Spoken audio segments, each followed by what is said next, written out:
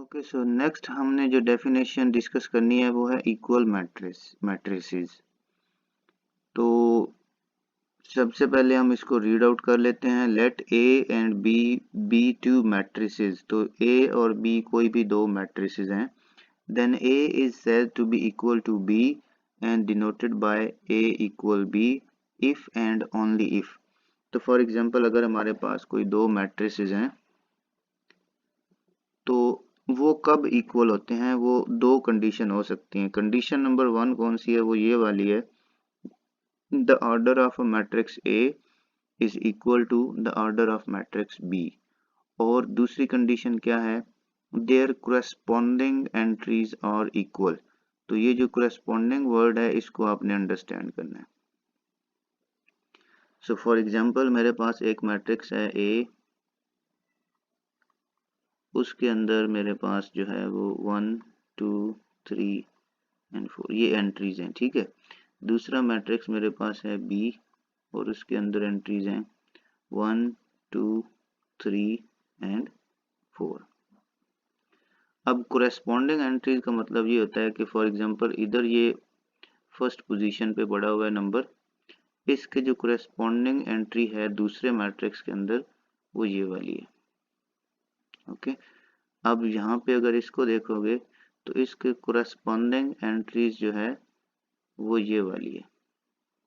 मतलब जो जिस पोजीशन पे पड़ा है दूसरे मैट्रिक्स के अंदर उसी पोजीशन पे जो नंबर पड़ा होगा वो उसको हम कहते हैं कोरेस्पॉन्डिंग एंट्रीज।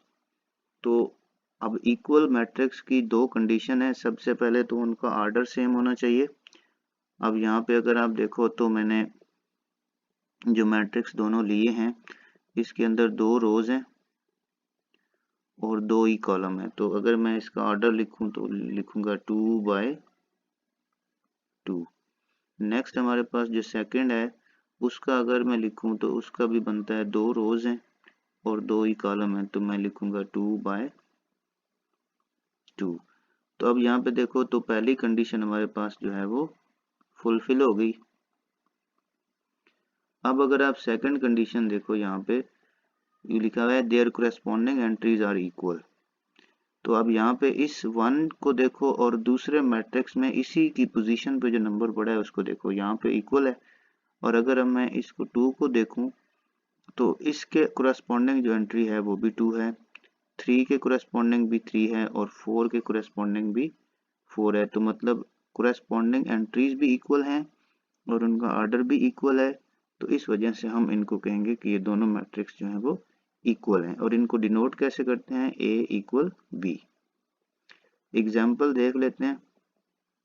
अब यहाँ पे जैसे देखो यहाँ पे 1 3 -4 और 2 ये एक मैट्रिक्स ए है और दूसरा मैट्रिक्स हमारे पास बी है जिसमें हमारे पास 1 2 + 1 -4 4 -2। तो आपने सबसे पहले इनको ना ऐड अप कर लेना। जैसे ये मेरे पास 2 + 1 हो जाएगा 3 और 4 - 2 हो जाएगा 2।